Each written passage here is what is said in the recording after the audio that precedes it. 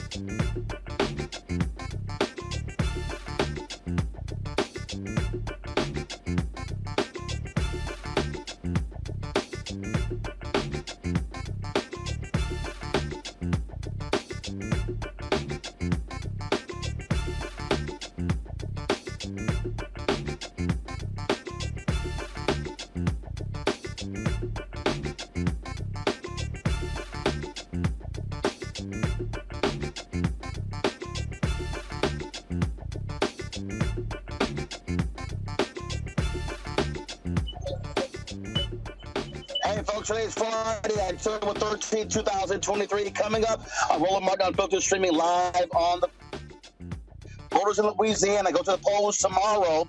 They could be electing the first black governor in Louisiana history. We'll talk to activist Gary Chambers to get a sense of black voter turnout. Also, police in Baltimore making arrests in connection with the shooting a couple weeks ago at Morgan State University. Also, on today's show, a judge refuses to rule on the expansive Georgia election voter suppression law. We'll give you those details. Also, in exclusive, a black Texas man who was tased by police had his arrest thrown out. We'll give you those details as well. Plus, Republicans, can they actually figure out how to elect a Speaker of the House? Who's the latest? Crazy Jim Jordan. We'll tell you all about it. It is time to bring the funk. I'm Roland Martin Unfiltered on the Black Star Network. Let's go. He's got it. Whatever the miss, he's on it. Whatever it is, he's got the scoop, the fact, the find. And when it breaks, he's right on time and it's rolling. Best believe he's knowing. Putting it down from sports to news to politics. With entertainment just for kicks, he's rolling. It's on go, y'all. It's Roland Martin, rolling with Roland now. He's funky, he's fresh, he's real, the best, you know he's Roland Martin now.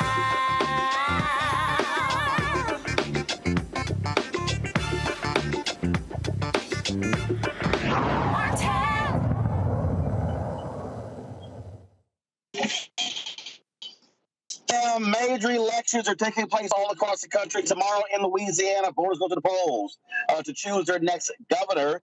The African-American who's running, Dr. Sean Wilson, polls show he is operating second place to Attorney General Jeff Landry. But what is black voter turnout in Louisiana? Activist Gary Chambers Jr. joins us right now. Gary, always glad to have you on the show. You broke down the numbers more than a week ago. What do they look like today? Well, Roland, thank you for having me and having this discussion.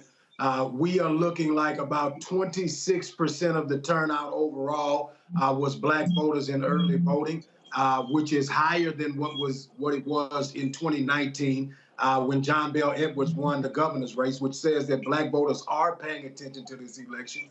We need that to be about 34% tomorrow on election day. So we need people to, before they go to Southern and Grambling and Southeastern for homecoming, to get up and go vote for Sean Wilson tomorrow morning, because it really does matter what is going to happen in the future of this state if we get Jeff Landry as our governor.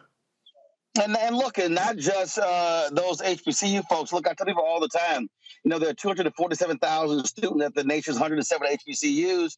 20% of them are non-black. You got 1.5 million black students at PWIs. So it's a whole bunch of black folks who are going to, let's see, you know, LSU, going to Tulane, going to all of these other universities, people who don't even went to college out there. And I keep saying to black folks, when we push our numbers to 50, 60, 70, 75%, we can decide the whole election. That's it. That's it. Because black people make up 34% of the state of Louisiana. We have 900,000 registered black voters in this state. And if those black voters activate tomorrow, we will send Sean Wilson to a runoff with Jeff Landry. And he is in a position to be the first black man elected governor in the state of Louisiana since 1972. And that person was not elected. They ascended to the office from being lieutenant governor. So there's never been a black person in the second blackest state in America elected governor. And it's not just because he's black. He's the former Secretary of Transportation. He has a PhD. He's a former professor. He knows where the light switches are in the state capitol, and he has a plan for how we make this state safer, stronger, and better for all of the people of the state of Louisiana, not just some. What are you seeing in terms of on-the-ground voter mobilization? I'll tell you, I put the word out to some people challenging them, and I haven't seen, prominent national black leaders going to Louisiana, holding rallies, doing events along those lines. And I even asked a few and didn't get a response from them. Well, what I'll tell you is the people that represent us on the national level, or who have represented us on the national level, do not make it seem possible for a black person to win. So when people around the country look to Louisiana, they talk to certain voices. We need to change the voices that we're listening to. A black person can win in the state of Louisiana. We need the resources and the mobilization, and we need you to activate the people that you know within this community. We can't reach everybody by ourselves. Everybody has their own sphere of influence, and we should use that sphere of influence to help this brother, not because he's black, but because he's black and qualified, because he has the skill set, the plan, the vision, and the ability to do the job. And so it is a disappointing thing sometimes as somebody who's actively pushing this. Last year I ran statewide. I'm not what Sean Wilson is. What is the excuse this year? This black man is the pedigree, has the ethics, has the plan. We should be putting all of our muscle behind him instead of focusing on things that don't impact the livelihoods of American citizens. You said something that was critical a few moments ago when you said Louisiana, the second blackest state in America. People always talk about Mississippi, but they don't bring up that fact of Louisiana.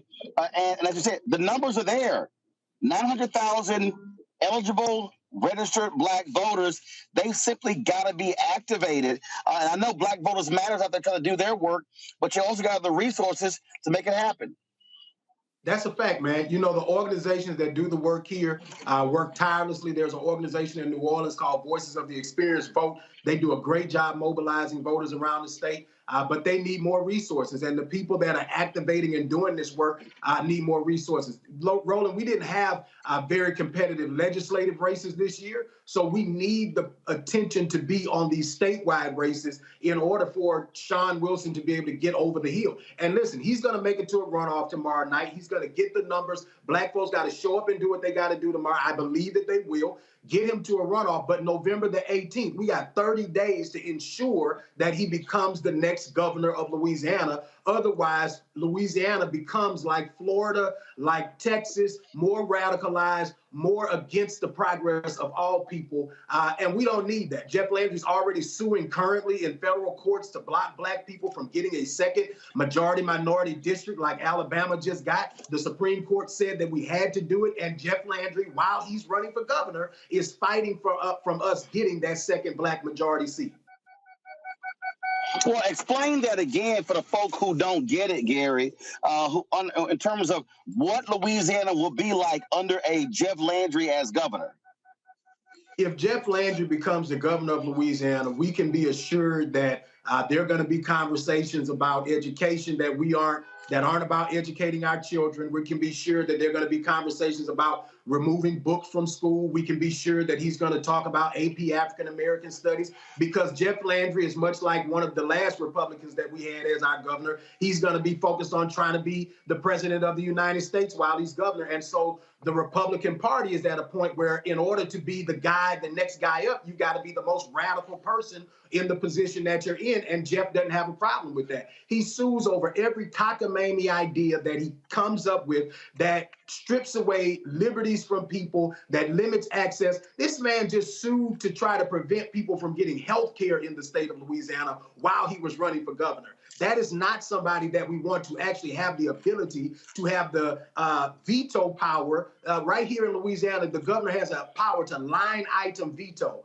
That means the governor can look at anything in the budget and line item veto that out. We need a governor that's going to work against the ideology that is stripping away our liberties, and somebody who's focused on the right things. Jeff's going to waste our time. He's going to waste our tax dollars, and he's going to put us in and make us a laughing stock of the nation. We already ranked number 50, Roland. We don't need to be worse than we are.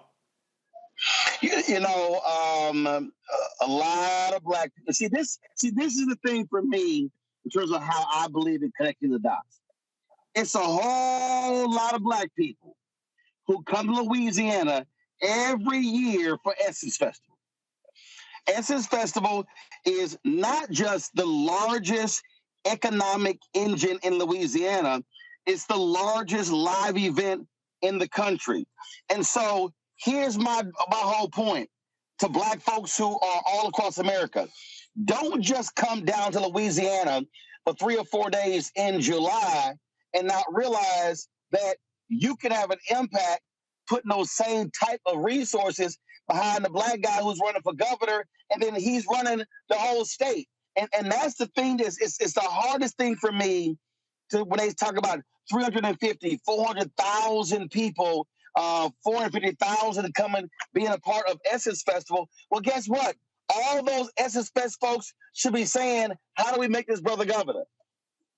Let me tell you why that is significant and why it matters. Essence, like any other festival or any other, the Super Bowl, when those things come, the state incentivizes those things to come. Just recently in a joint legislative committee, they blocked a healthcare district. The legislature blocked a funding for a healthcare district in New Orleans, okay? Why is that significant? They are working against anything that is happening in New Orleans because they're saying that crime is high. They're not helping address the education issues. They're not helping make the city stronger. They're just saying, we're not going to give you any state dollars for anything in New Orleans if we don't like what your crime plan is, because that's what we have the power to do as a Republican legislature. What do you think is going to happen when the funding for all of these things that are culturally important to Black people are up for the legislative people that are under the thumb of Jeff Landry? They're going to work against New Orleans. They're going to work against Baton Rouge. They're going to work against Shreveport. When you look at the headway that we have made in getting investment into these communities, the resources that Congressman Carter has brought in, the work that's been done over the last 8 years with John Bell as governor, we wouldn't have Medicaid expansion in Louisiana if Black folk didn't elect a Democrat as governor. When John Bell was elected, he was elected with 700,000 votes. Of those 700,000 votes, over 450,000 of them were Black people. And so he would not be governor if it were not for a majority Black people vote showing up for him. So we have to have that same energy and tenacity for a Black man. And if you are on the national level and you care about these things, if we don't get this man in, some of the things you enjoy, you may not enjoy as much. Again, it's just trying to get people to understand the stakes. Gary, hold tight 1 second. I'm going to go to a break, come back. My panel's got some questions for you as well. Folks, we're talking about the Louisiana election. It is tomorrow. It is tomorrow. I need everybody who's watching and listening. I need you reaching out to your friends and the family in Louisiana saying, y'all have got to go to the polls. We have got to stop leaving our power at home. Stop going to damn homecomings. Stop going to Essence Festival. Stop going to all these places and shaking your ass, eating food, listening to music, but then we don't turn around and use that same collective action to put people in office. And so we'll be right back right here on Rolling on the Filter on the Black Star Network. Peace, I'm Faraji Muhammad, host of The Culture. And brothers, we need to talk. There's been much discussion about the state of the Black man in our community, whether it's in politics, education, or in the home. My brothers, we are struggling to lead the way, which is why The Culture will be hosting the Black Men Summit, where we'll be redefining and celebrating Black manhood. This special series will kick off on the 28th anniversary of the historic Million Man March on Monday, October the 16th at 4 p.m. Eastern Time. I'll be talking to some of Black America's most prolific, dynamic, thought-provoking Black men activists, scholars, and leaders about our role, our power, and our future. So tune in and join the conversation as an online culture crew member for The Culture's Black Men Summit, redefining and celebrating Black manhood. Starting Monday, October 16th through Friday, October 20th, 4 p.m. Eastern Time each day, right here, exclusively here on the Black Star Network.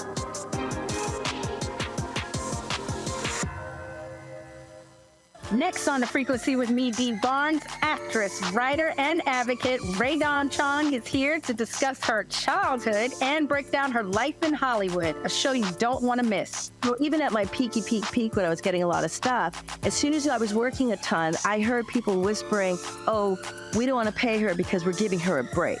Only on The Frequency on the Black Star Network. On a next, A Balanced Life with me, Dr. Jackie, we meet Ricky Fairley. She was given a death sentence by her doctor 11 years ago. But for Ricky, giving up was not an option. She declared war on her disease, turned her entire life upside down, and won the battle. I know that God left me here to do this work. And when you talk about faith, faith is what got me through. I mean, I had to relinquish my faith and give my life to God and say, okay, God, what have you got for me? And He gave me my purpose. And that's why I'm here. Her amazing story of strength, balance, and survival here on A Balanced Life with Dr. Jackie on Black Star Network.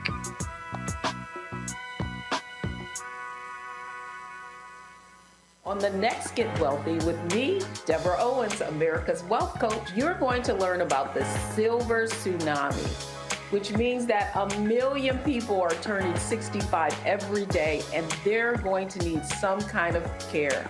You're going to meet two sisters whose situation with their own family led them to start a business in this industry, and now they're showing others. This is our passion, our mission, our purpose, our ministry. That's right here on Get Wealthy, only on Black Star Network. All change is not growth. Right. But thoughtful change is real good fertilizer.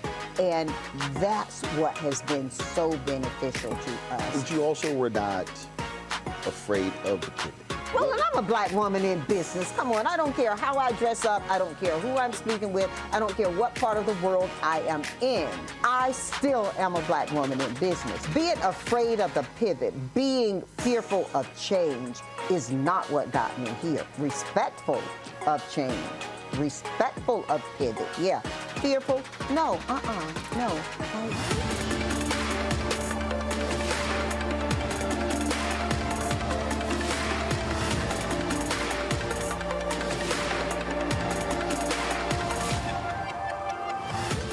When you talk about blackness and what happens in black culture, we're about covering these things that matter to us, speaking to our issues and concerns. This is a genuine people-powered movement. There's a lot of stuff that we're not getting. You get it, and you spread the word. We wish to plead our own cause.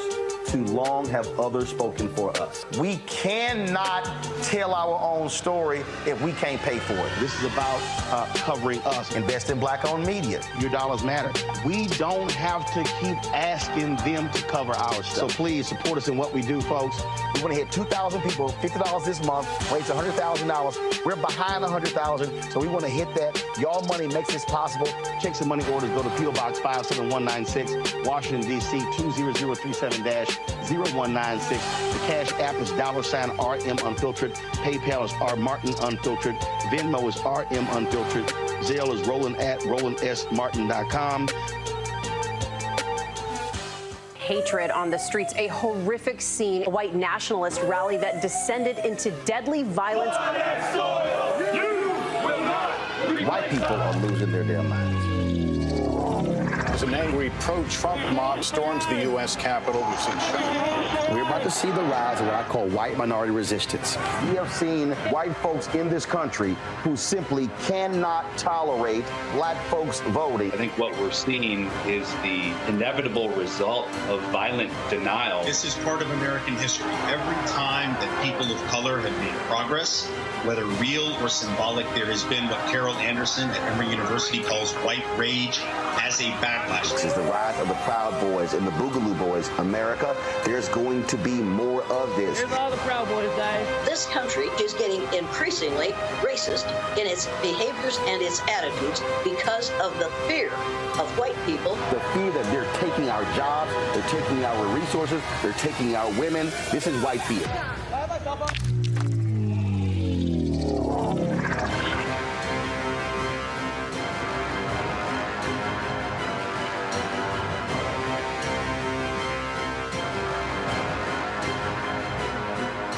Farquhar, executive producer of Proud Family. Bruce Smith, creator and executive producer of The Proud Family, Louder and Prouder.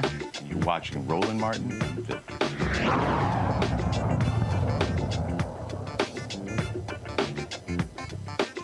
All right, folks. Folks, welcome back to Roland Martin Unfiltered. Gary Chambers Jr. is our guest. He's out of Baton Rouge, activist there. We're talking about the Louisiana election tomorrow. African-American voters could play a huge role in the election of the next governor. You've got MAGA Republican Jeff Landry, who's leading in the polls. You got former head of Transportation Secretary in Louisiana, Dr. Sean Wilson, who is running second in the polls. They are positioned to be the two candidates to go to the runoff taking place on November 18th. Gary, the key is, again, no candidate is going to get majority of the vote there. And so the top two, because you have a jungle primary in the state, the top two vote getters, they advance to the runoff. And I think part of the problem with not just African Americans, but also your white Democrats across the country, is that they have this attitude, especially these white consultants coming out of D.C., Democratic Governors Association, DSCC, DCCC, DNC, all the different people. They think, you know what, the South is lost. But that's a lie. You lose because, one, you don't run. You lose because you don't put the resources behind. And so if you look at the numbers, there is a pathway to victory if folks, again, would put the dollars where they are needed in order to run ads, hire staff, have GOTV efforts to be on the ground. That's how you do it. It's absolutely how you do it. I think that when you look at what the investment is, the candidates that are running in Louisiana, are not raising the millions of dollars in comparison to what we saw in Georgia. But what you saw in Georgia is when you make the investment, the possibility of a victory is there. And now there are two Democratic senators from the state of Georgia that are helping save democracy right now. If we didn't invest in that state, then you would not get that turnout in that state. If you make the investment in Louisiana, Mississippi, and Alabama, you'll see different outcomes. And as a result, you'll have different democratic outcomes for the people that live within those communities. But we have just abandoned it and then just said, oh, it'll turn around. And Roland, I normally wouldn't do this, but I'm just going to call it out. Where is Cedric Richmond right now for Sean Wilson, right? When we talk about the national level, if Biden isn't supporting Sean, if the people at the federal level aren't supporting Sean, it's probably because Cedric Richmond isn't helping create that conversation on a national level for the people of Louisiana, for any black candidate that's running statewide. Hey, that's a damn good question. And it's also one, again, for the DNC as well. Matt Manning, Civil Rights Attorney at Corpus Christi. Matt, welcome to the show. Your question for Gary. Yeah, first, good afternoon, brothers. I want to say, Gary, I got to push back on something you said.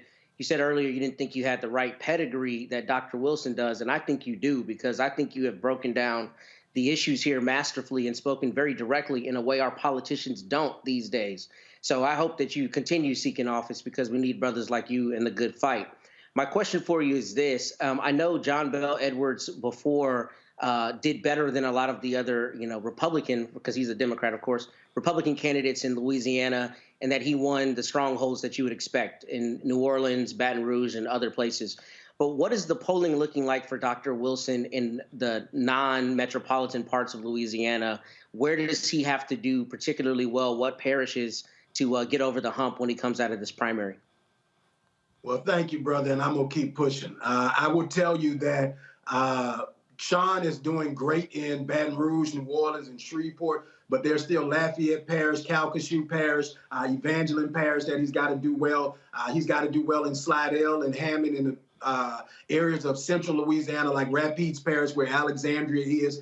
He's got to be able to turn out black voters in all of those communities, progressive, forward-thinking white voters in those communities. Up in Monroe, there got a lot of black folks in Monroe, Louisiana. There are places in Louisiana that people have never heard of that are full of black people and full of forward-thinking white folks who want to see things different in this state. There's just not the resources to activate a lot of those people. But where Sean is going and having conversations, people are responding, and I think they're going to show up. And right now, black folks have shown up 1.3% higher than they did in 2019 for John Bell. That's not a whole lot, but that is an encouraging thing, which I hope that more people are going to take it serious and get up in the morning and go vote. Because, you know, if you look at what has happened in Louisiana, you know, John Bell and I have had our share of disagreements, but I recognize that having a Democrat as the governor of the state of Louisiana has saved us from being as radical as other southern states. And I know that we could go even further with somebody like Sean Wilson in the governor's office. And see, you know, before I go to Michael, and I think this is, and I normally don't call some of these fools out, but you know what? I'm just gonna go ahead and do it. And matter of fact, you know, let me just look right here for a second, because you know what? Let me just do this here. Michael, ask your question. Then I'm gonna come back and I'm gonna throw a name out to get, since Gary throwing names out, I'm gonna ask a name, because it's a lot of people who run their mouths on YouTube and social media about politics, and they real quiet about what's happening in Louisiana. And I got one person I'm gonna ask Gary about in particular. Michael, go ahead. Hey, Gary, thanks for coming back on. This is extremely important. Earlier, you mentioned the first black governor of Louisiana. You said 1972. I think you meant 1872, PBS Pinchback. Correct. Number one. I'm sorry. No, it's all right. It's all right. Number two, last week we had Amari Hosang on from Black Voters Matter. And one of the things I brought up was the Louisiana State Constitution of 1898 and how it's still impacting politics today in Louisiana and impacting the conditions of African Americans. How do you connect the state constitution and the history of that state constitution being put in place to disenfranchise African Americans politically and oppress them? How do you connect that to where African Americans are today? Brother, Louisiana needs a radical transformation in our state legislature, as well as a constitutional convention once we get a sensible legislature.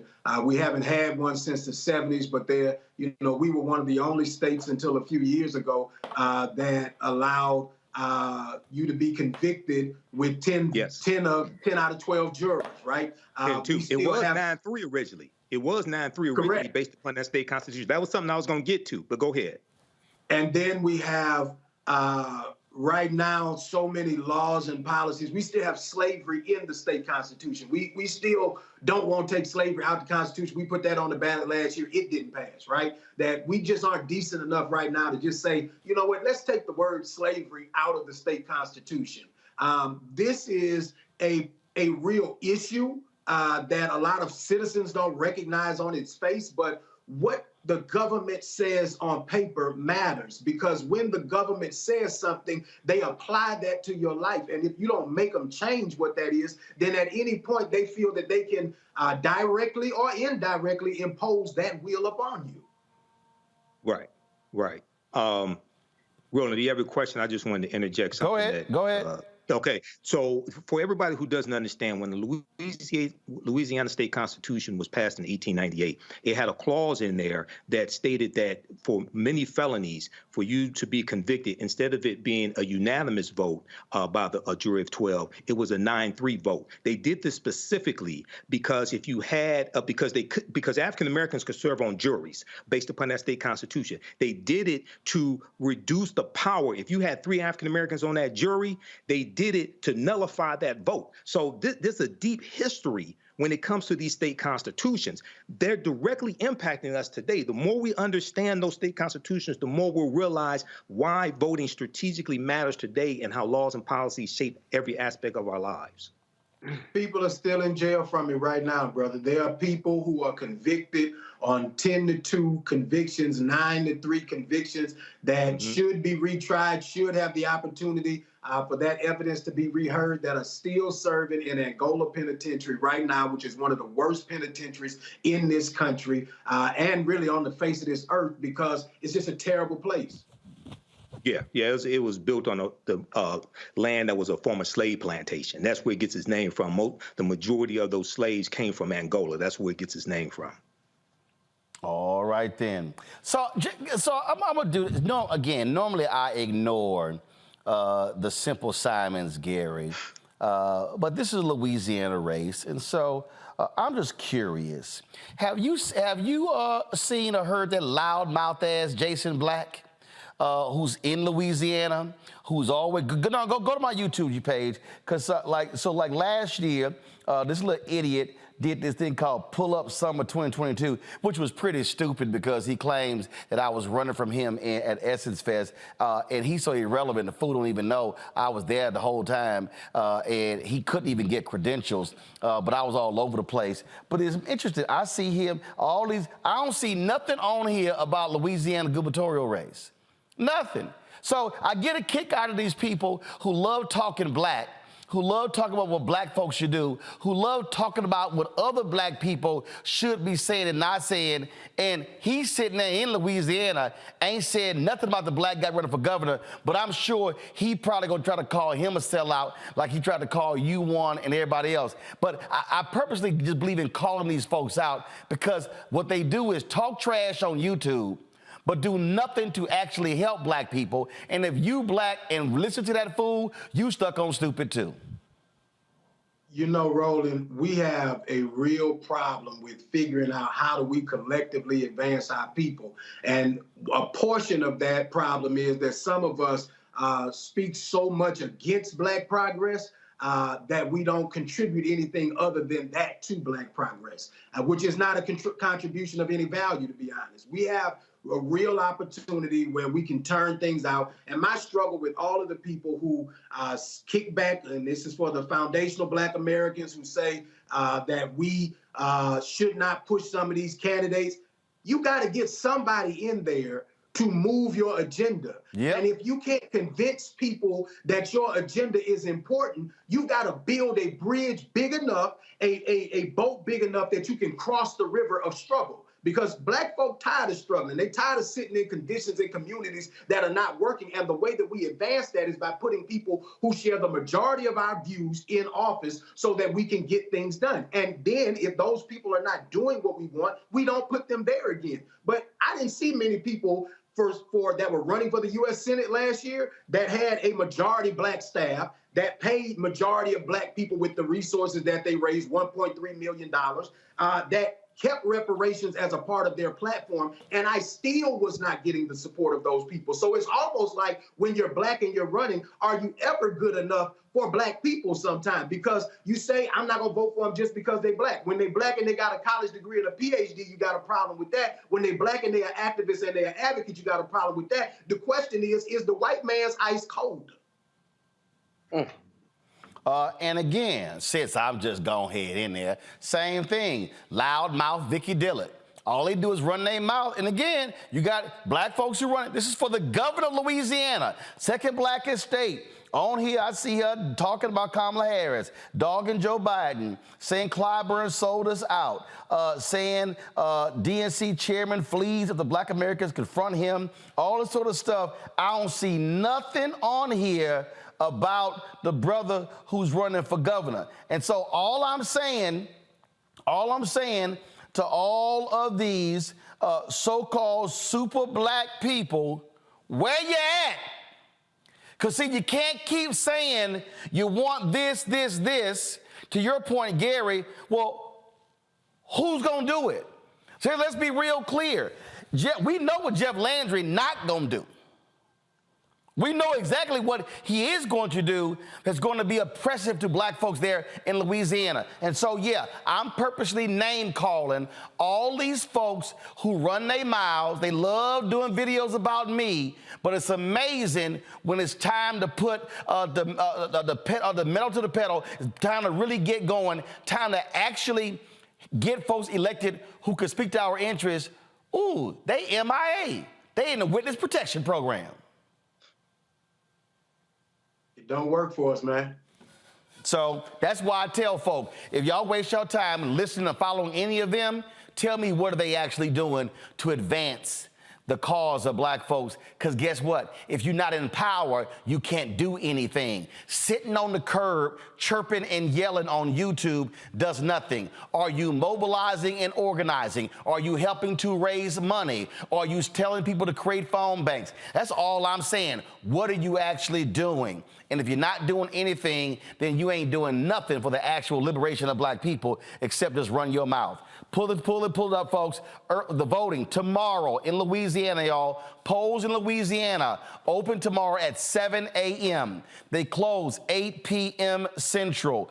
Get your vote in. Don't sit here and go watch college football or go watch baseball or go sit here and go to barbecues and go partying or whatever. Make sure you vote. Voting is our power. And again, if Wilson advances to the runoff, we come right back on November 18th. But none of that happens if we do not vote. Gary Chambers, we appreciate it. Thanks a lot. Thank you, brother. All right, folks, we got to go to the break. We come back. We'll talk about what's happening in Georgia. Again, why do they constantly attack our voting rights? Because they know the power of our vote. We'll discuss that next, what's going on in Georgia, right here on Roland Martin Unfiltered on the Black Star Network. Pull up a chair, take your seat. The Black Tape with me, Dr. Greg Carr, here on the Black Star Network. Every week, we'll take a deeper dive into the world we're living in. Join the conversation only on the Black Star Network. Peace, I'm Faraji Muhammad, host of The Culture. And brothers, we need to talk. There's been much discussion about the state of the black man in our community, whether it's in politics, education, or in the home. My brothers, we are struggling to lead the way, which is why The Culture will be hosting the Black Men Summit, where we'll be redefining and celebrating black manhood. This special series will kick off on the 28th anniversary of the historic Million Man March on Monday, October the 16th at 4 p.m. Eastern Time. I'll be talking to some of Black America's most prolific, dynamic, thought-provoking black men activists, scholars, and leaders about our role, our power, and our future. So tune in and join the conversation as an online culture crew member for The Culture's Black Men Summit, redefining and celebrating black manhood. Starting Monday, October 16th through Friday, October 20th, 4 p.m. Eastern Time each day, right here, exclusively here on the Black Star Network.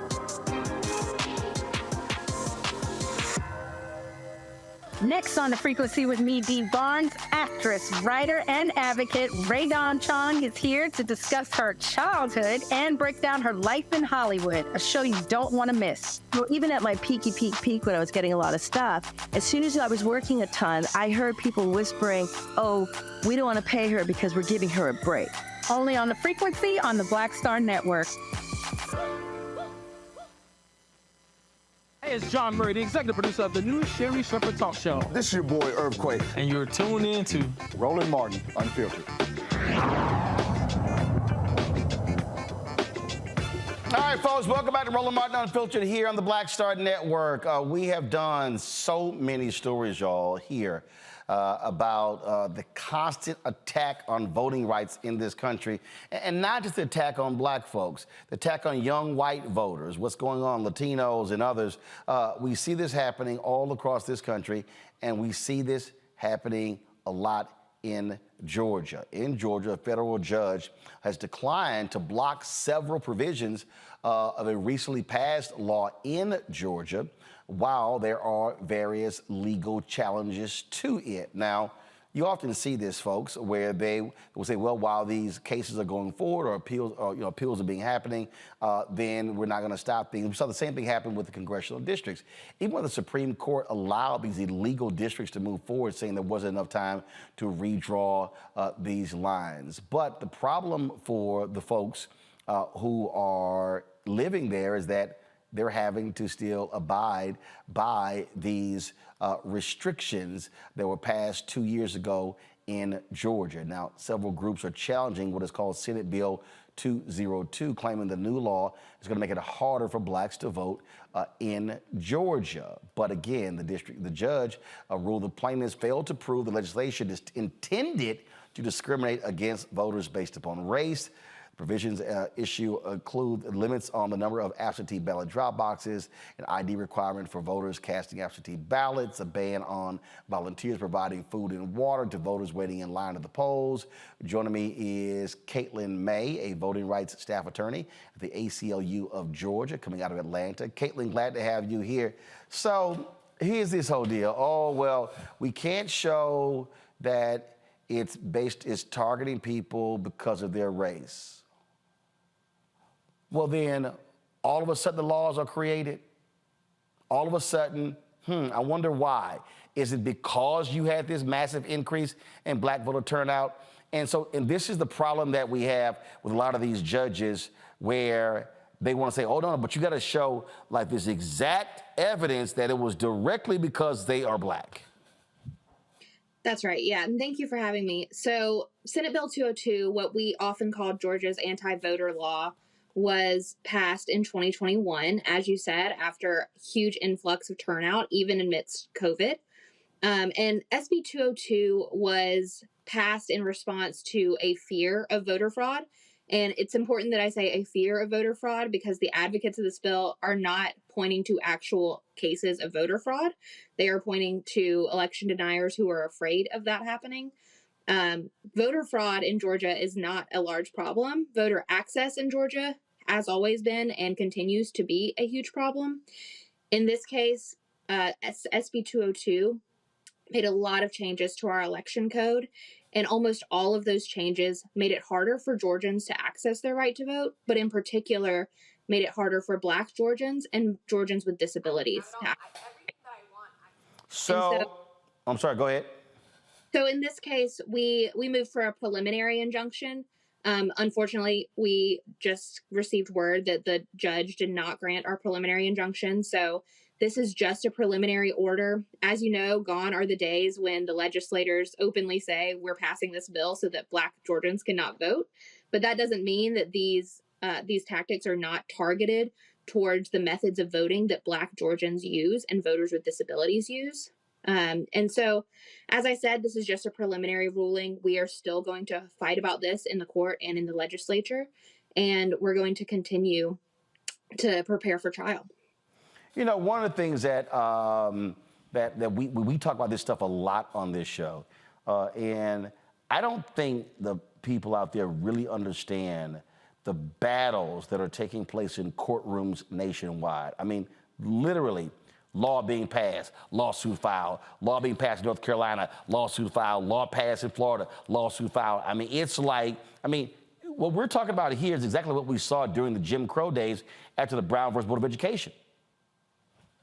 Yeah, it's like a hydra with many heads. As soon as you get a ruling on one issue, then there's another bill that's going to pop up.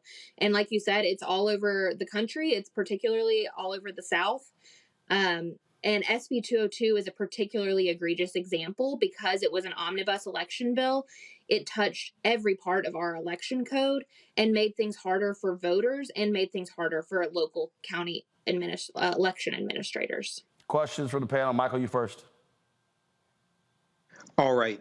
Thanks for coming on today. When we look at some of the history of Georgia, we, in addition to this voter suppression, we look at things like the statewide runoff election rule that was championed by Denmark Groover, who was a white supremacist segregationist member of the state legislature in 1963. How do you, when we talk to especially African Americans about what's going on in Georgia and the voter suppression, how do we connect bills like this to a history of voter suppression in Georgia? Yeah, I think any time that you have seen Black political power grow across the South, and particularly in Georgia, you've seen a reaction to that relatively quickly. And as I said, how open the legislature is about the reasons for that reaction has, changed over time. But we have expert testimony or expert reports that show that the methods that are targeted by laws like SB 202 are things like absentee voting. And those methods are used in particular by Georgians of color, Black Georgians, Latino Georgians, and Georgians with disabilities. And of course, youth voters as well. So This is part of a long line of cases where the legislature restricts access to the ballot in reaction to Black Georgians turning out and exercising their right to vote. Unfortunately, this negative ruling for us is also part of a long history in Georgia. Black Georgians have shown for decades that they are willing to overcome many obstacles put in the way of their right to vote. And just because they are willing to overcome those obstacles and still have great turnout doesn't mean that those obstacles should be allowed to exist. Matt? Thank you. Yeah, Caitlin, I have 2 questions, one of which is kind of a wonky lawyer question, so excuse me for that in advance. But I guess the 2 questions I have are, first, as it relates to the provisional ballots, I saw that there is a prohibition on a provisional ballot that is cast in the wrong place. And I wanted to know how kind of you guys are framing that, because that seems to me to be pretty clearly violative if somebody goes through the checks at the appropriate place, casts the ballot, and they end up being in the wrong place. It seems like that's not their fault. That's the election administrator's fault. And I kind of want to see your position on that. And then the second question is, how are y'all handling the messaging? Because the difficult part of this seems like you almost need fewer Black people to show up in order to show there is, in fact, a disparate impact, but you can't, publicly advocate for that. So how are y'all handling the messaging part of this as it relates to the lawsuit?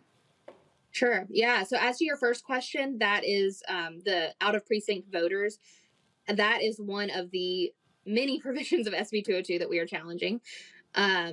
So that is unfortunately one of the provisions that we had hoped to have eliminated temporarily for the 2024 elections while we wait for trial.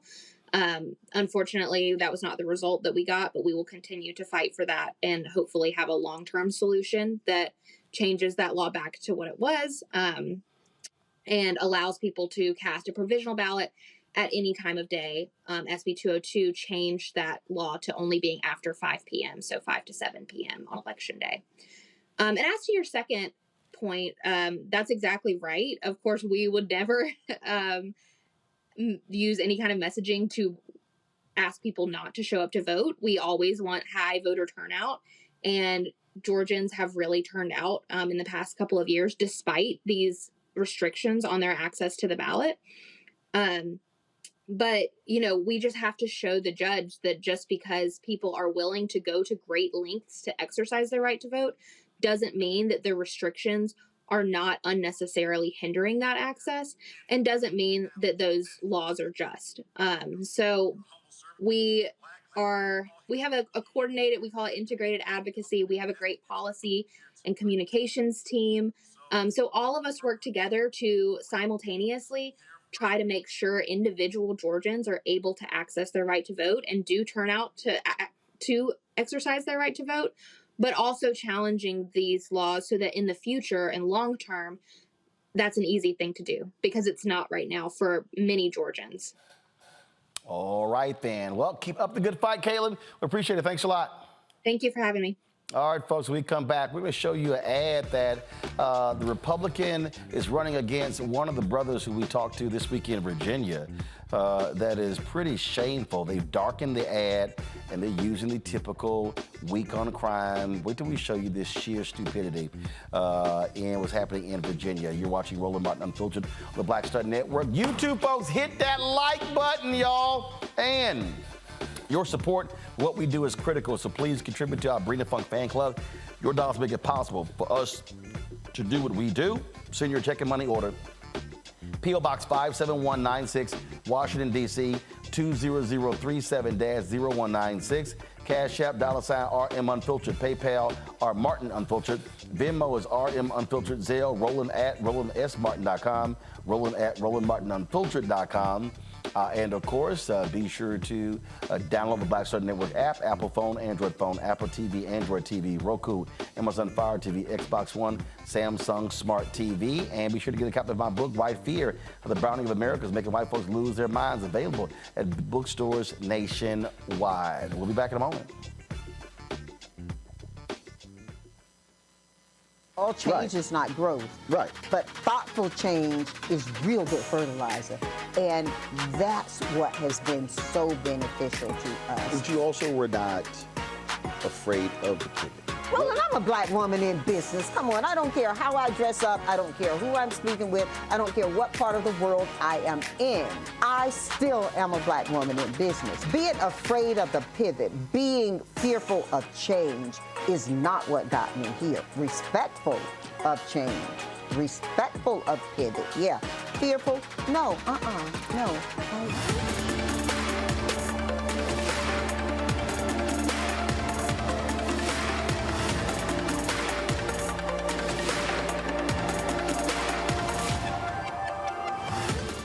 On a Next, A Balanced Life with me, Dr. Jackie, we meet Ricky Fairley. She was given a death sentence by her doctor 11 years ago. But for Ricky, giving up was not an option. She declared war on her disease, turned her entire life upside down, and won the battle. I know that God left me here to do this work. And when you talk about faith, faith is what got me through. I mean, I had to relinquish my faith and give my life to God and say, okay, God, what have you got for me? And He gave me my purpose. And that's why I'm here. Her amazing story of strength, balance, and survival here on A Balanced Life with Dr. Jackie on Black Star Network.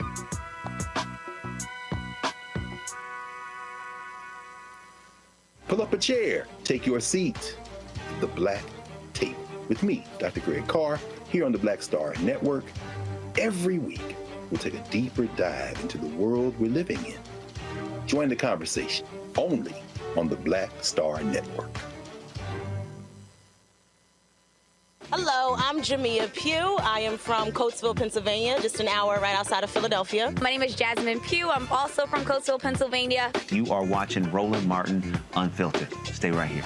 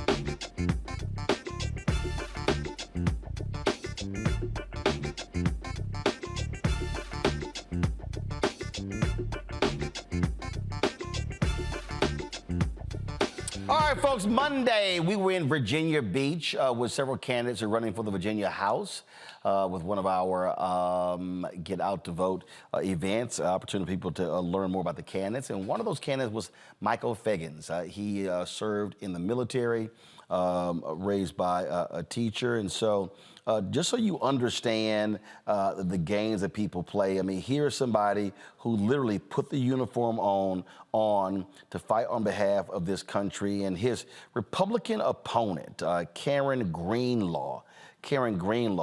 Let me show you this despicable ad that she put out, attacking him, lying about his record, but then also darkening the video as well. All right, y'all play it. Michael Fagans is endorsed by radicals who want to defund our police and release murderers and rapists from prison. Fagans even implied cops are worse than terrorists. Karen Greenhall is endorsed by Virginia law enforcement. I know nothing's more important than keeping our community safe. As your delegate, I supported pay raises for law enforcement and voted for legislation to put violent criminals behind bars. I'm Karen Greenhall, candidate for delegate, and my campaign sponsored this ad. First of all, who is the shameful brother in her spot, standing there? Now, I want y'all to go back to this here, because I'm going to show y'all what happens when these people put these kind of ads out, and I'm going to show y'all how they lie, okay? So go ahead and play it, and then I'm going to tell you to freeze it, okay? Go ahead. Michael Fagans is endorsed by radicals who want to defund our police and release murderers. Stop right there. Okay, so here's the first thing. Michael Fagans wants to, so go back, bring it back. So they got a picture of him in his Alpha blazer and tie, saying he wants to defund our police. You see, there's nothing to back it up. No facts whatsoever. Nothing. They're not quoting anywhere. They're not showing anything. They're not citing any source. Then they go to the next one. Go ahead. Endorsed by radicals who want to defund our police and release murderers and rapists. Stop right there. Okay, he wants to release murderers and rapists. So you see somebody in a hoodie. Okay, here's the deal again. No citation, no nothing. Oh, the black man wants to sit here and release murderers and rapists. Okay, then this is the one that's hilarious. Go to the next one. Fagan's even implied cops are worse than terrorists. Stop right there. Oh, Fagan has implied that cops are worse than terrorists, and you see they use an image of a black female cop. This is the trash, Matt Manning, that we often see by these Republican candidates, and they can't back it up, but people wonder. These are the scare tactics to scare white voters, saying, don't vote for the black boogeyman. From the same people who are the first one to beat the drum about somebody being a veteran or, doing their service for the country, right? I mean, it's because he's a black man. And when it's advantageous for their position for him to be black and the boogeyman, he's the black boogeyman. When it's advantageous for him to be a veteran and a hero, then he's a veteran and a hero.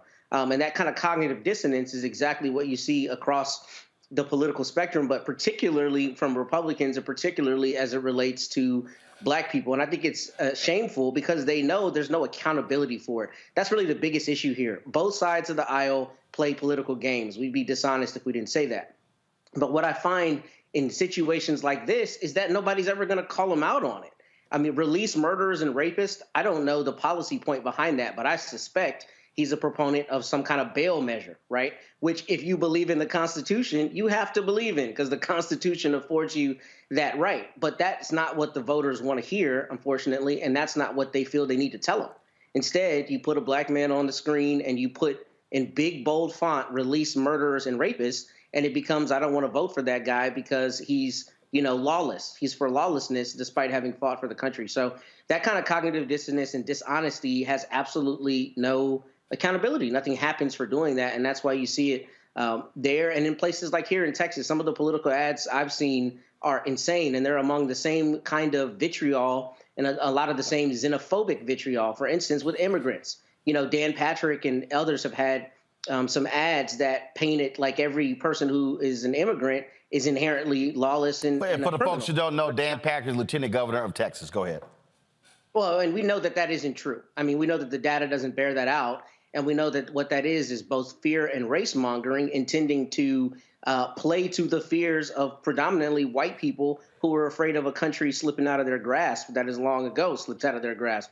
So this is part and parcel with that kind of messaging. And the sad reality is there's no accountability for it, which is why we continue to see it. Michael? Yeah, Roland, this is reminiscent of the Willie Horton ads from 1988, the presidential race between George H.W. Bush and Mike Dukakis, who was the governor of Minnesota. And the reason why Republicans keep doing things like this and playing this old playbook, playing this old game from their playbook and prey on the fears of especially white suburbanites is because oftentimes it works. We saw it work when Senator Ron Johnson ran re-election against Lieutenant Governor Mandela Barnes in Wisconsin, and they darkened, if I remember correctly, in the campaign ad that was for Senator Ron Johnson, they had a darkened picture of Lieutenant Governor Mandela Barnes. They talk about defund the police, which is why when that phrase first came out, I understand the sentiment, but I said, as somebody has a background in marketing, that's one of the dumbest ass slogans I've ever heard. It's going to come back to bite you in the behind, and it has time after time after time. What we have to do is outflank Republicans. We know the playbook they're going to come with. We need to outflank them and talk about how, yes, you're for upholding law, but you're also for being fair. You're also for taking a holistic approach to policing. And hopefully Michael Fagans comes back and hits hard with facts and evidence, because it appears that they're manufacturing a lot of things against him. Yep, of course. To prey on the fears of white people as well, who will most likely be oppressed by the Republican candidate if he wins. Indeed. Speaking of the Republicans, looks like in the House they've decided, or guess they're going to move forward with Jim Jordan as their speaker designee. Let's see if we get to 18 votes. It did not take long for House Democratic Minority Leader Hakeem Jeffries to rip into this. Jim Jordan is literally one of the most pathetic individuals who's in Congress. And man, Jeffries did not waste any syllables in describing him. House Republicans have selected as their nominee to be the Speaker of the People's House the chairman of the Chaos Caucus, a defender in a dangerous way of dysfunction, and an extremist extraordinaire. When we had a narrow majority under the last Congress, led by Speaker Pelosi in partnership with Senate Democrats under the leadership of President Joe Biden, we were able to pass bills to make a difference in the lives of the American people. House Democrats passed legislation to save the economy through the American Rescue Plan by putting shots in arms, money in pockets, and kids back in school, and allow America to be reopened as the strongest economy of any in the developed world. House Democrats were able to pass the Bipartisan Infrastructure Investment and Jobs Act to fix our crumbling bridges, roads, tunnels, airports, our sewer and water systems, our mass transportation systems, and to ensure that there was high-speed internet access and clean water in every community. House Democrats, with our majority, were able to pass gun safety legislation for the first time in 30 years that will save lives. House Democrats were able to pass legislation to stand up for our veterans who were exposed to toxic substances, Agent Orange, and things to undermine their health, their safety, and well-being, and to provide millions of veterans with the health care they need to live the lives that they deserve.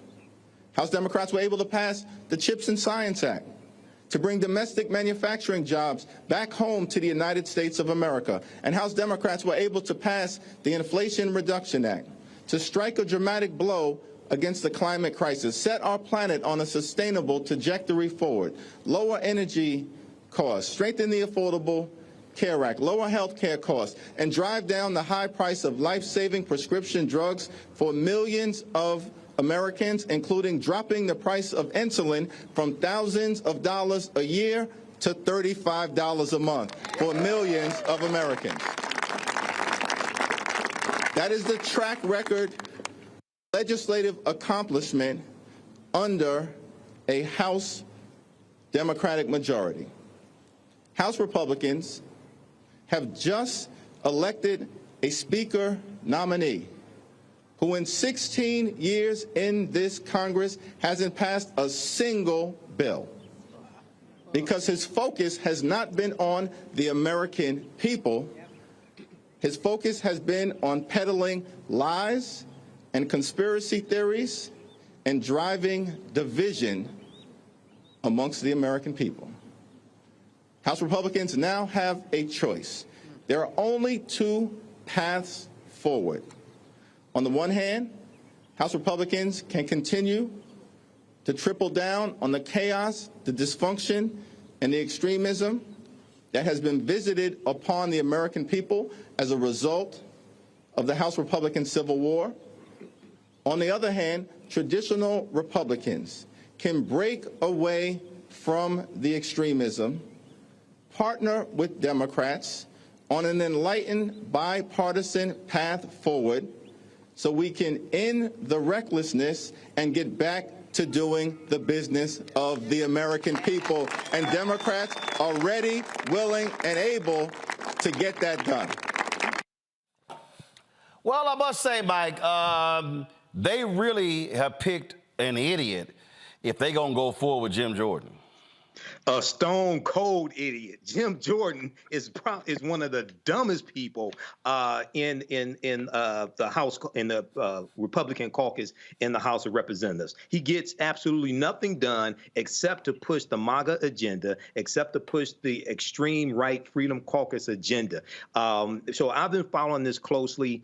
We've been discussing this on the African History Network show, and Jim Jordan got 124 votes in the to be the Republican choice, 124 to 81 for Scott, who was the challenger. So it's not clear he's going to get. From what I'm seeing, they need 217 now instead of 218. So they must be a House of Representatives person short. It's not clear he's going to be able to get to 217. But what really needs to happen is Hakeem Jeffries and Democrats need to go to some of those Republicans who in 2022 midterm elections won seats in districts that Joe Biden won, go to 6 to 8 of them and cut a deal for them to support Hakeem Jeffries to be the speaker, some type of power sharing deals, whatever it is. There have been power sharing deals in the past, because we can't have a Jim Jordan as speaker. Nothing's going to get accomplished. They're going to launch more nonsensical investigations. And lastly, it's important for people to understand that continuing resolution that just passed maybe a couple weeks ago, right, to keep the government open, that expires November 17th. We're going to be right back in. Got to do another deal. Got to do another deal. Do another deal. Hey, the Republican Accountability Project put out this video, Matt, which is all Republicans talking about this idiot Jim Jordan. Watch this. Jim Jordan lied about the 2020 election. Then they added fraud on top of it, and that's why President Trump wasn't elected president. It was that lie that caused the insurrection at the Capitol. I don't know how you can ever convince me that President Trump didn't actually win this thing. They knew President Trump was going to win on election night, but they wanted to keep looking for and finding and counting ballots. He almost destroyed our democracy. Got 11 million more votes than he did in 2016, but somehow the guy who never left his house wins the election. Jim Jordan should never be the Speaker of the House. So they want to lead with election denier. Boy, that's leadership. You know, I don't know, Roland. I don't know. Maybe I'm not understanding fully the contours of this, but I think this could actually be a good thing to this extent. Jim Jordan is an idiot, and Jim Jordan is a Trump proxy. But as we saw with McCarthy, this is the worst time to want this job, right? He had to give up so many concessions that we're talking about how he was the first Speaker of the House ousted in history. So I think perhaps there's a chance if Jim Jordan gets elected, yes, things will grind to an even worse halt, but that civil war will, basically render him ineffective. I mean, it might be an Icarus situation or a clipped wing situation, if you will, where he becomes a Speaker of the House. He tries that, mess where he's grinding the government to a halt. And before we know it, he's gone. And he's not only gone, but he has been rendered ineffective. That might be a little naive take on it. But when I saw that he was in the running for it, I thought they're insane, number one. And number two, if I were him, I wouldn't want this job. And the reason is I think him, Marjorie Taylor Greene, Lauren Boebert, and a few others have tried to really make their political hay by being the, anti-establishment, against everything type of people. But to be the Speaker of the House, you have to effectively work with the other side, which in this instance is going to cut his legs out from under him, and the Jim Jordan show will lose a lot of its effect. So I'm not hoping he becomes Speaker of the House, but if he does become the Speaker of the House, I think his ineffectiveness there may render him ineffective going forward. But that could also be a naive take. I'm not sure. Lord, the Jim Jordan show is going to be a truly shit show. All right, y'all, got to go to break. We come back. We'll talk about this exclusive story out of Texas. Black man who'd been tased by cops. Guess what? Charges dropped. Amazing what happened when that video comes out, huh? All right, folks, we'll be back right here on Roland Martin Unfiltered on the Black Star Network. On the next Get Wealthy with me, Deborah Owens, America's Wealth Coach, you're going to learn about the silver tsunami, which means that 1 million people are turning 65 every day, and they're going to need some kind of care. You're going to meet two sisters whose situation with their own family led them to start a business in this industry, and now they're showing others. This is our passion, our mission.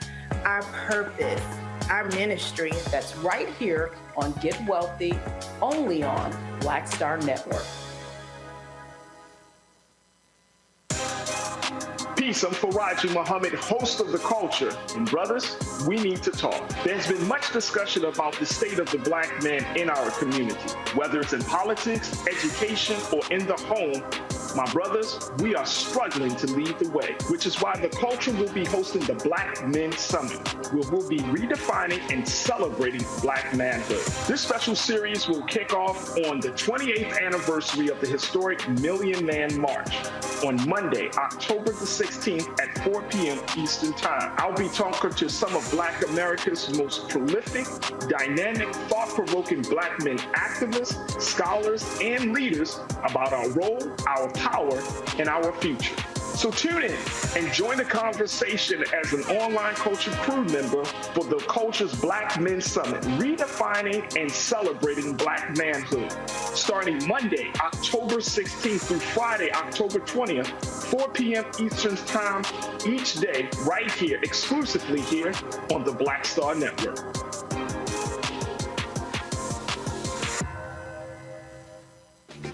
I'm Marissa Mitchell, a news anchor at Fox 5 DC. Hey, what's up? It's Tammy Roman, and you are watching Roland Martin Unfiltered.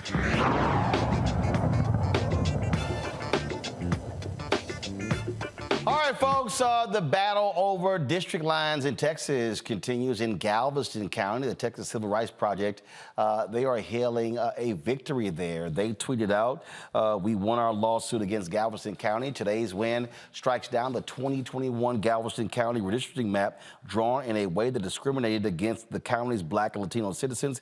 Galveston County has been ordered to redraw the map by October 20th. They lay out who they worked in tandem with. Racial gerrymandering is not a new tactic. It impacts voters of color every election cycle, and this case proves that voters will not sit idly by while politicians aim to diminish their power. That's Joaquin Gonzalez. And so congratulations to the Texas Civil Rights Project. Speaking of Texas, folks, we have an update on a story that we previously talked about. The arrest of a Texas man who was tased in an ambulance following a seizure by Killeen Police, well, has been suppressed. Interesting.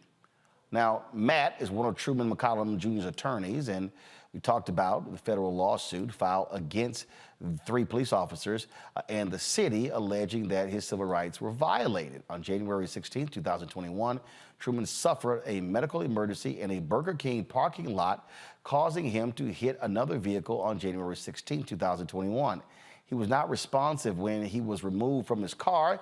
He was then taken to an ambulance. The body cam video provided to us by his attorneys shows Truman being tased multiple times in the ambulance and again when they moved him to the police car. Yeah, folks. You see here, the officers, they are, first of all, we got a couple of people here. Matt is here, of course. We also have Rawls Williams with us as well to explain what in the heck going on here. So glad to have both of you out here. So, all right. So we had body cam footage before, Matt. Now we have a different camera here. And the defense that they gave beforehand, that seems to fly out the window. Yeah, it does. So to make it clear, Roland, I'm one of Truman's 2 attorneys. My co-counsel, Rossi Williams, is obviously here. And one of the parts of this that we probably didn't flesh out the first time is that Truman is also facing criminal charges.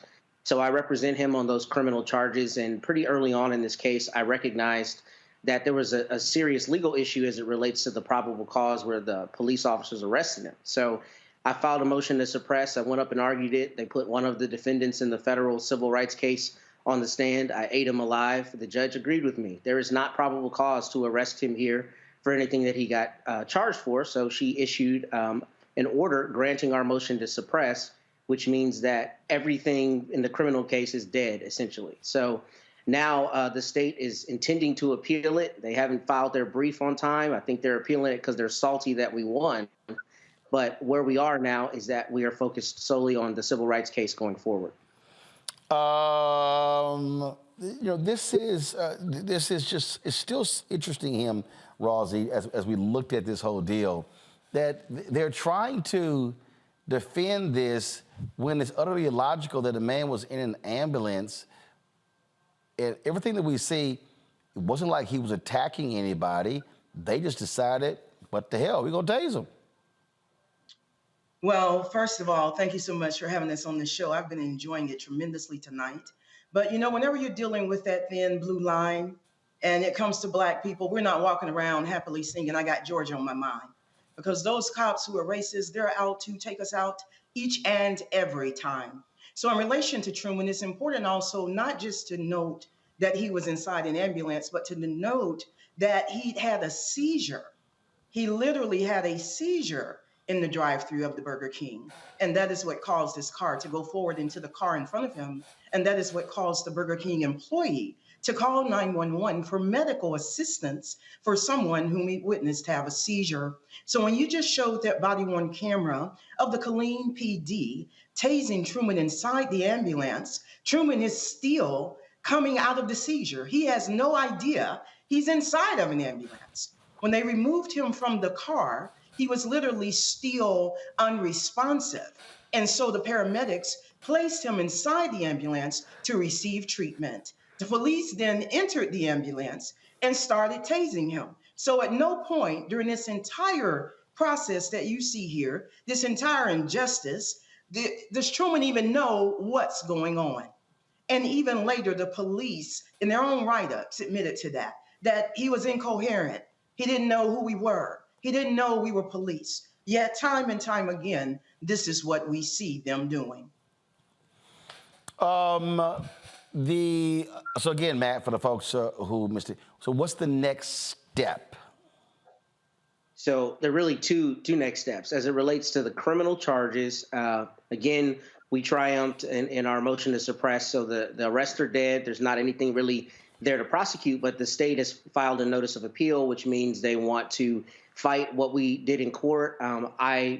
Thinking preventively, recognized what they were likely to do and provided the judge with the law on which she made her ruling, her correct ruling. So we're comfortable with the likely outcome of that. But one, there may be an appellate brief process, and I've hired one of the best appellate lawyers in the state to assist us with that if we do get far down that road. As to the civil rights case, it's basically been on hold as the criminal charges were going through the system. So now it's a matter of litigating the civil rights case. And as you can imagine, both the city and the attorney for the officers, has come out pretty hard, filed their customary motion to dismiss, but we are not concerned. Both Rossi and I do this for a living, and we are built to stand 10 toes down with our client. And really, the issues are on our side. The law is on our side. Morality is on our side. Right is on our side. And we are on Truman's side and ready to stand to fight against all that comes. But that now means we need to continue briefing in federal court, and we'll surely have some oral arguments on the issues. But, one of the things that's really primary about this, Roland, is a lot of civil rights cases people don't realize when people have contact with the police, there are a lot of times companion criminal charges. And when those companion criminal charges go the way that they've gone in Truman's case, where it's the police don't have probable cause and it's obvious that their contact with our client was not rooted in the law, then that really strengthens and buttresses our position in the federal civil rights case. So Rossi and I are both heartened by that outcome because we know it's the right outcome and it strengthens our civil rights case. Would you agree with that, Rossi?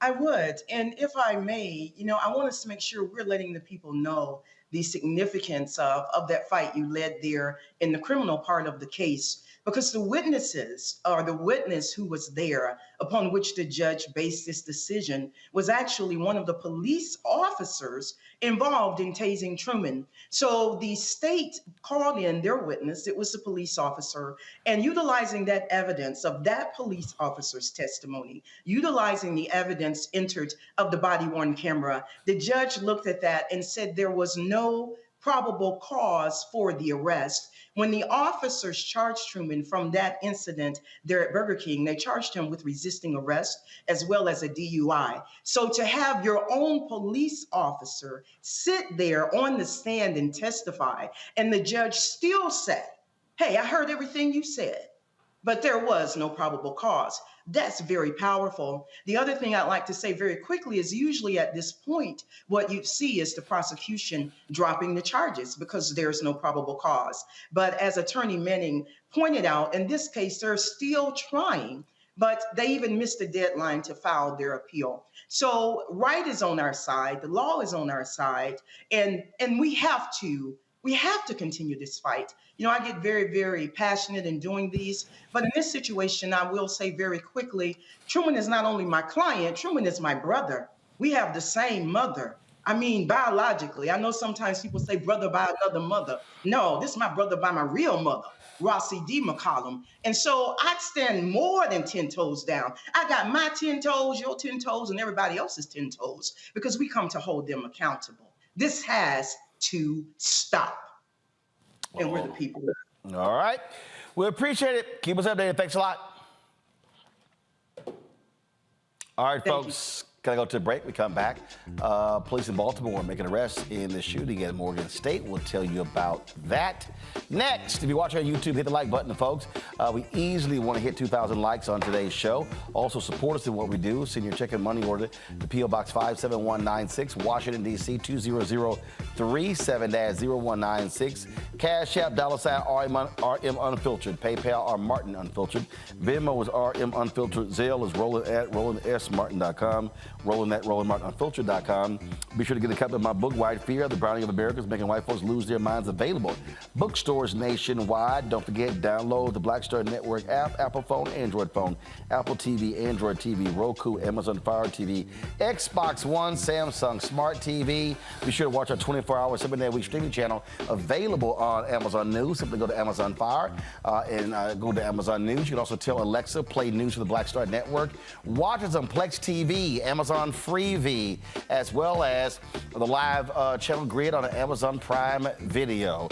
And shout out to the folks who contribute to our Bring the Funk campaign: Anthony Lawson, D. Wash, Tyrone Rico Davis, also Lois Besley, Priscilla Smith, Roxana DeShong, Keith Simmons, Jimmy Thorne, D. Wash, Nichelle Dent, Damon Porter, Elbert Fulgham, Anthony Lawson. Let's see here. We also have Alicia Davis, Jamal Worley, Tommy Williams, Josephine Turner, Mark Abrams, Jerome, Marvina Jackson, Wanda Macon, Thaddeus. We have Rangela Redmond, and let's see here, TYWS, Carletha Brown, Darhill Johnson, Donald White, Preston, Corey Jackson, Aisha Holloman, Monty, Ava Walcott, Patricia Wilson, Anthony Glover, Stacy Robinson, Jesse Jackson, Keith Young, Bia 2377, Terry Jones, Robert Davis, let's see, Curtis Roofer, Cornelius Antwine, Portia Anderson, Michael Potts, Exodus Real Estate Holdings, LLC, Hubert Murphy Jr., Andre Hollins. Thanks a bunch. Hatred on the streets, a horrific scene, a white nationalist rally that descended into deadly violence. White people are losing their damn minds. As an angry pro-Trump mob storms the U.S. Capitol, we're about to see the rise of what I call white minority resistance. We have seen white folks in this country who simply cannot tolerate black folks voting. I think what we're seeing is the inevitable result of violent denial. This is part of American history. Every time that people of color have made progress, whether real or symbolic, there has been what Carol Anderson at Emory University calls white rage as a backlash. This is the rise of the Proud Boys and the Boogaloo Boys. America, there's going to be more of this. Here's all the Proud Boys, guys. This country is getting increasingly racist in its behaviors and its attitudes because of the fear of white people. The fear that they're taking our jobs, they're taking our resources, they're taking our women. This is white fear.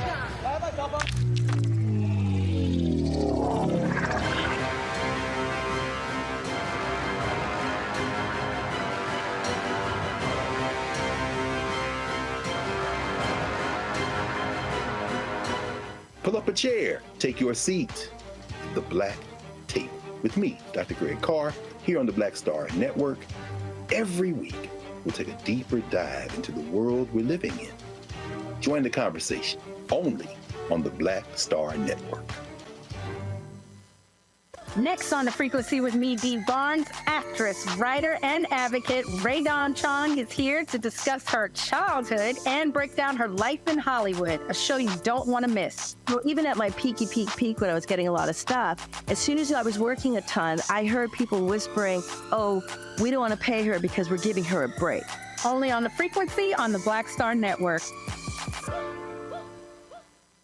Hi, everybody. I'm Kim Coles. Hey, I'm Donnie Simpson. Yo, it's your man Deion Cole from Blackish, and you watch Roland Martin, Unfiltered.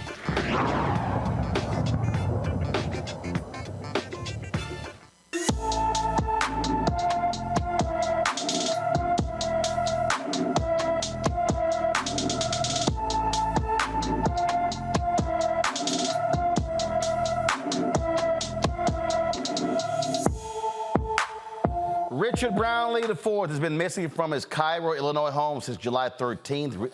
A 33-year-old is 6 feet, 3 inches tall, weighs 240 pounds with black hair and brown eyes. Richards was last seen driving his black 2010 Chevy Aveo with Illinois tags DE 33808. Anyone with information about Richard Brownlee IV is urged to call the Alexander County, Illinois Sheriff's Department at 618-734-2141, 618-734-2141. Folks, the Baltimore Police Department has one suspect in custody in the shooting that took place, the mass shooting that took place at Morgan State University. They also issued a warning for the second suspect, who's still at large. Police have arrested a 17-year-old man on attempted murder charges in Washington, D.C. They have issued an arrest warrant for 18-year-old Javon Williams for attempted murder. He is considered armed and dangerous. Authorities were able to identify Williams and the other juveniles through surveillance footage. There's a $9,000 reward for information leading to Williams' arrest. During a campus town hall about the incident, President David Wilson said they plan to build a wall around 90% of the Baltimore campus and effectively eliminate unfettered access. In addition to the wall, other potential upgrades include installing more metal detectors in campus buildings, exploring weapons detection technology, increasing police patrols, and building additional security guard booths. The cost for all of this will be about $22 million. And so there's been a mixed reaction, if you will, to the announcement of this university wall in April. You remember, the university tore down the Spite the Wall, which was constructed in the 1930s and was recognized as a residential segregation barrier for African Americans. You know what, Michael, I understand folks who have some reservations, but here's the deal. The job of the university is to keep the faculty, staff, and students safe. The reality is, I don't care who you are, you simply just, especially where universities are located, you just can't have sort of that open access. And I think that for a lot of people, we just live in different times. I can tell you, I've traveled all around the country. I've gone to various campuses, HBCUs, PWIs, community colleges, and here's the deal: most universities, they're wide open. I mean, you can just look. My alma mater is Texas A&M University. It's literally wide open. You could just walk straight on the campus.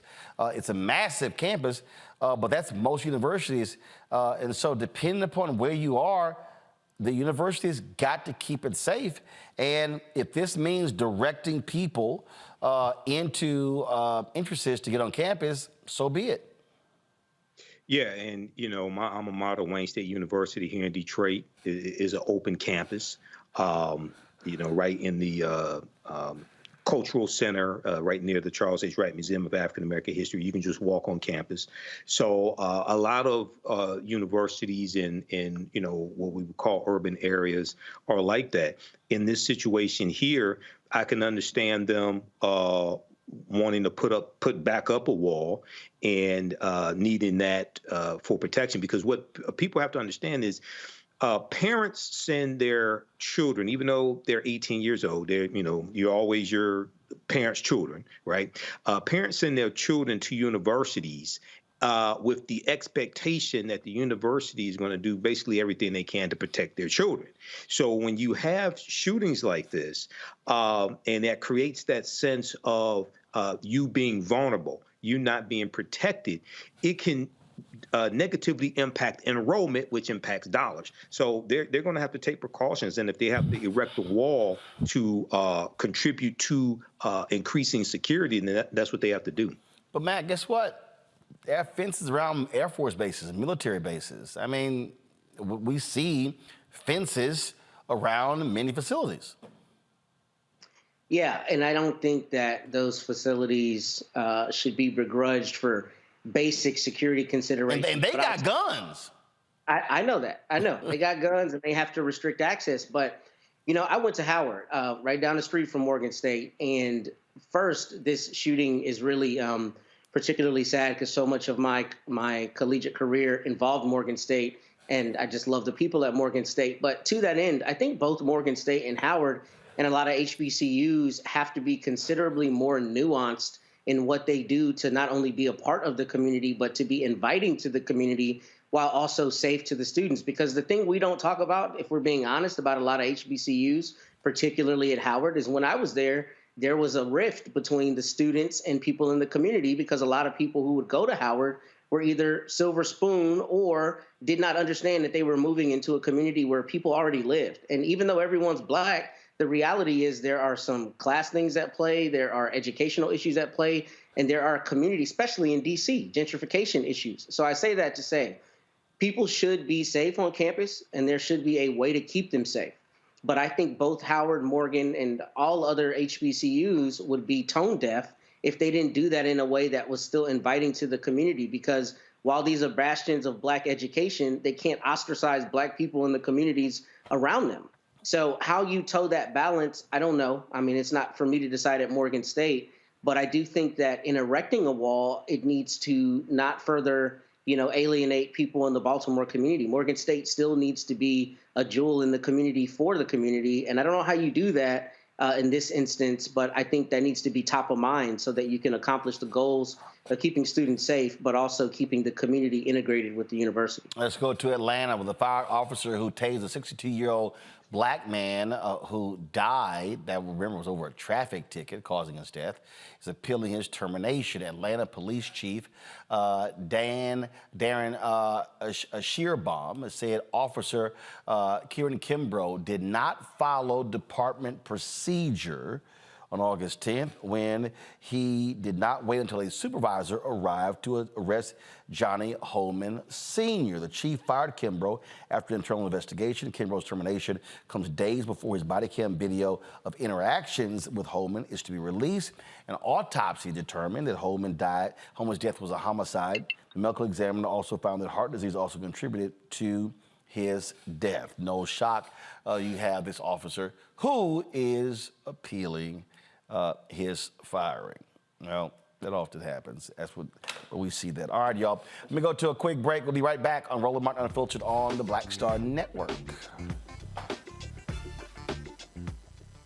On a next, A Balanced Life with me, Dr. Jackie, we meet Ricky Fairley. She was given a death sentence by her doctor 11 years ago. But for Ricky, giving up was not an option. She declared war on her disease, turned her entire life upside down, and won the battle. I know that God left me here to do this work. And when you talk about faith, faith is what got me through. I mean, I had to relinquish my faith and give my life to God and say, okay, God, what have you got for me? And He gave me my purpose. And that's why I'm here. Her amazing story of strength, balance, and survival here on A Balanced Life with Dr. Jackie on Black Star Network.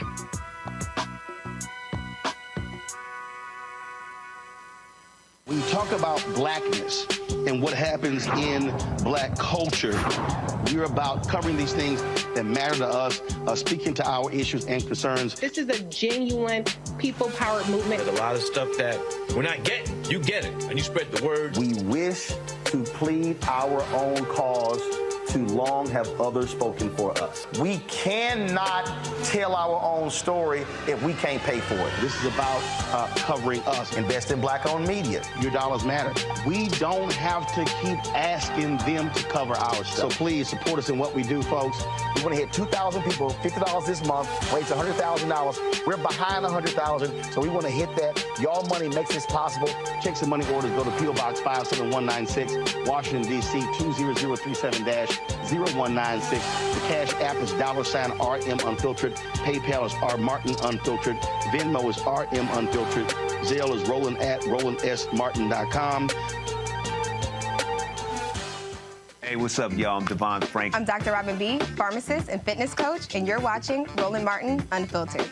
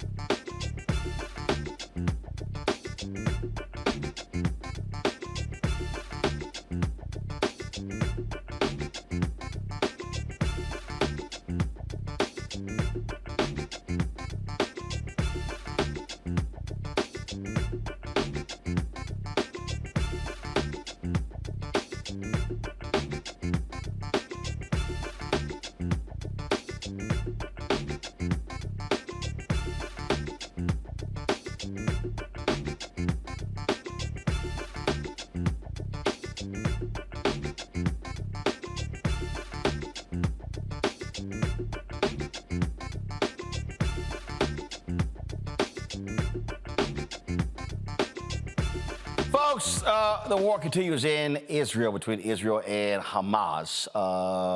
You have Israel saying that the folks who live in Gaza, 1.1 million people should leave Gaza. A lot of people are saying, wait a minute, this is going to cause even more problems, saying that how do you just move 1 million people out of the way? President Joe Biden gave a speech today in Philadelphia where he did talk about what is happening there in the Middle East. Check this out.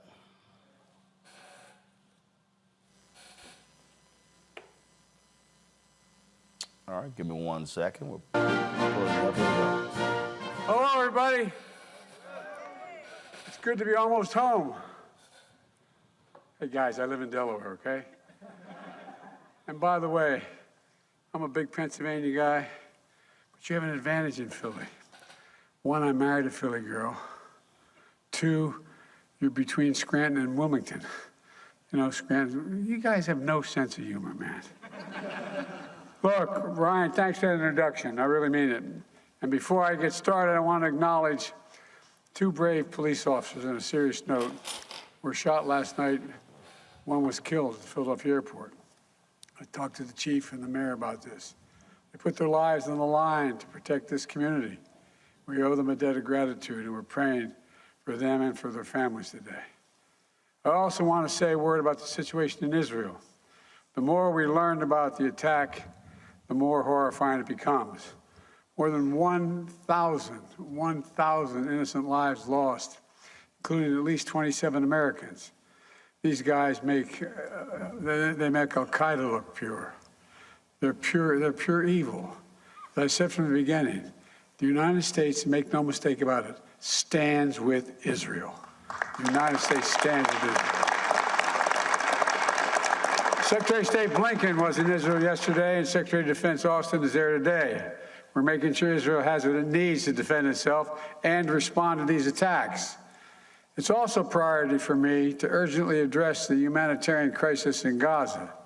At my direction, our teams are working in the region, including communicating directly with the governments of Israel, Egypt, Jordan, and other Arab nations, and the United Nations to surge support and humanitarian consequences for Hamas attack to help Israel. You know, we can't lose sight of the fact that the overwhelming majority of Palestinians had nothing to do with Hamas and Hamas's appalling attacks, and they're suffering as a result as well. This morning, I spoke with the family members of all those Americans who are still unaccounted for on a Zoom call for about an hour and 10, 15 minutes. They're going through agony, not knowing what the status of their sons, daughters, husbands, wives, children are. You know, it's gut-wrenching. I assured them my personal commitment to do everything possible to return every missing American to their families. We're working round the clock to secure the release. So, Matt, Michael, I want to go to you. Michael, I'll start with you first. This is, it is just, it's interesting watching all of these different things unfold. One, I saw a post earlier that I thought was kind of interesting. Give me 1 second. I want to mention this, where Axios had this story that the State Department has said there's certain things that cannot. So here it is. It says, Scoop, this is a senior forward correspondent for HuffPost. Hours after Israel ordered an exodus in Gaza, State Department officials circulated internal warnings against three phrases: de-escalation, ceasefire, end to violence, bloodshed, restoring calm.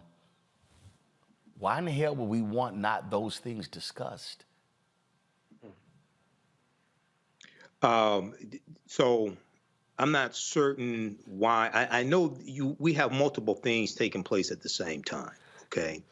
I'm glad President Joe Biden talked about the humanitarian crisis going on in Gaza because, to be quite frank with you, from looking at mainstream media, it appears they value the lives of Israelis more than they value the lives of the 2.2 million Palestinians living in the Gaza Strip.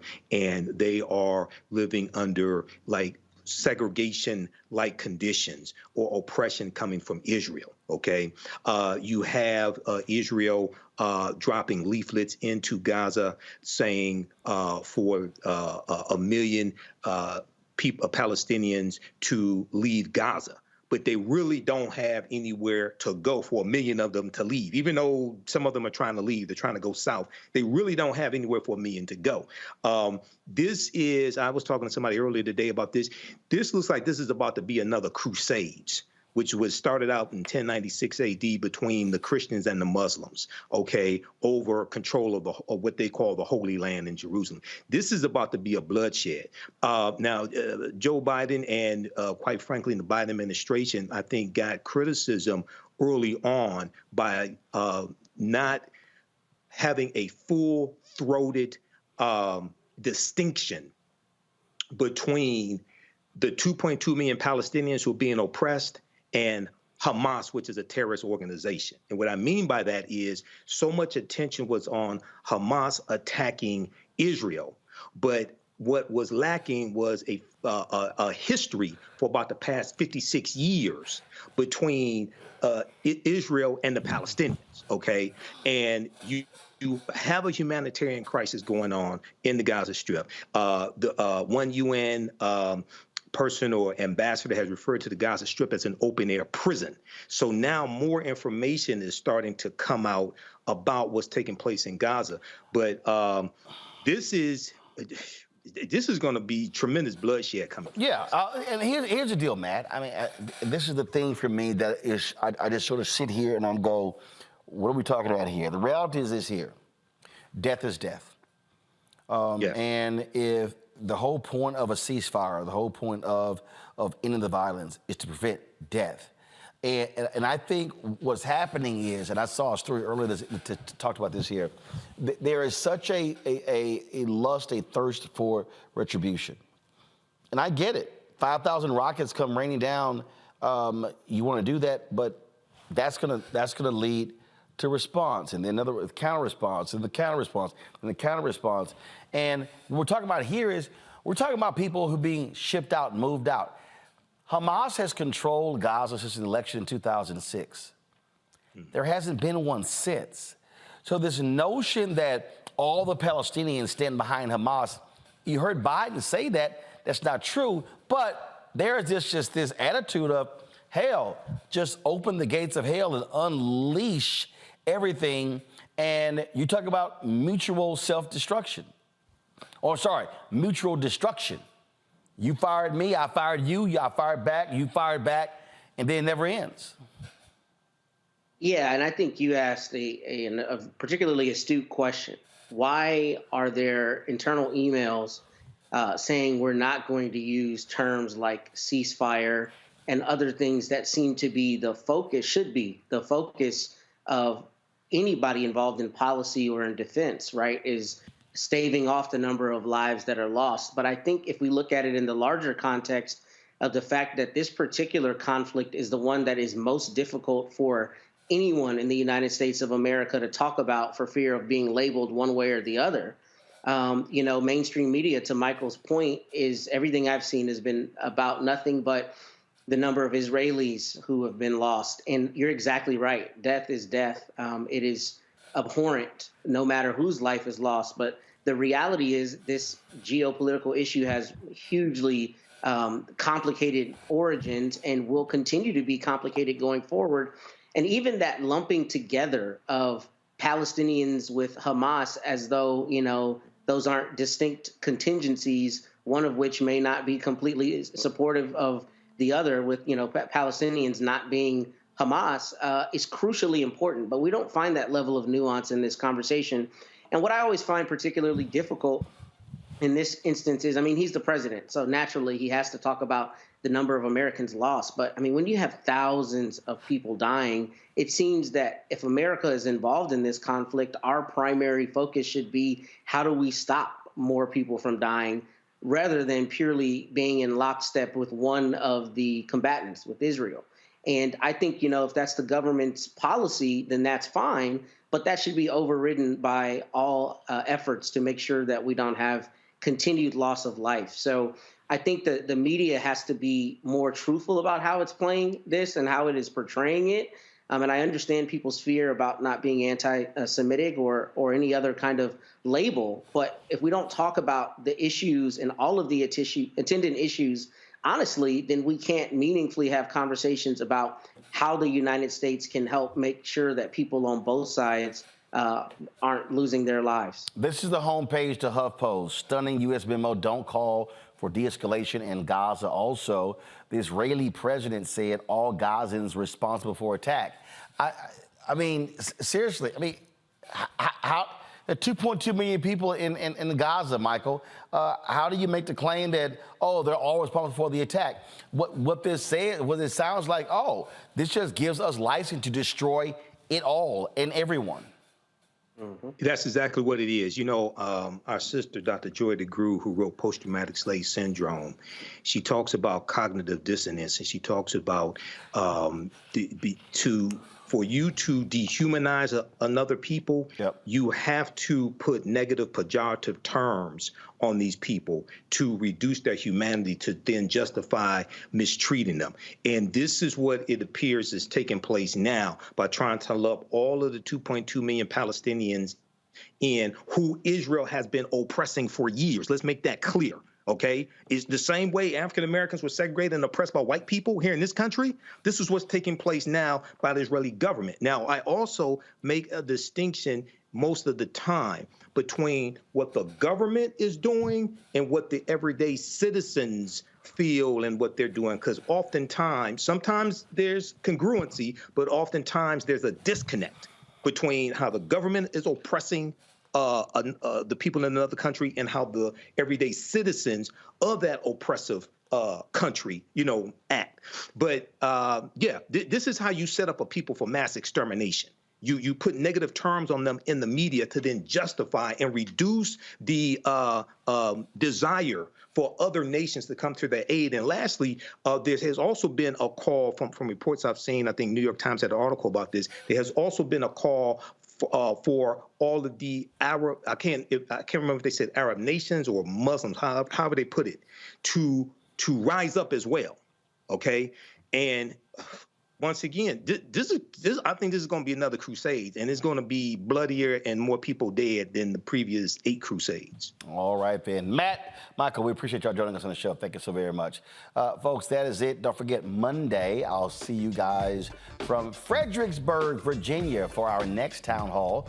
Elections here in Virginia, so we look forward to seeing you at Zion Church of Fredericksburg. Don't forget also, Louisiana folks, vote tomorrow. Your election takes place tomorrow. Those votes absolutely count. Sean Wilson, African-American, was running for governor. He is on the ballot, and so be sure to vote in that. Folks, again, I want you to have a fabulous, fabulous weekend. Last night, I got a chance to go see Dave Chappelle here at the Lincoln Theater in D.C., where he's shooting another Netflix special. Maxwell's in town as well. I was chatting with my homeboy earlier. And so a lot of different folks, a lot of things happening. Hope you have an absolute fabulous and great weekend. Tomorrow, I'm going to be hanging out. Y'all follow me on social media. I'm going to be going to the University of Maryland football game. Head coach Mike Loxley, his team is 5-1. Kevin Sumlin, the former head coach of Texas A&M, is on his staff as co-offensive coordinator and assistant coach. I'm going to go out and hang out with him as well. And so, guys, support. Listen, support what Deion is doing. Mike Loxley is doing a great job with the Maryland program as well. So, got to show Coach some love. So, look for my post on social media. All right, y'all, that's it. I'll holler at y'all later.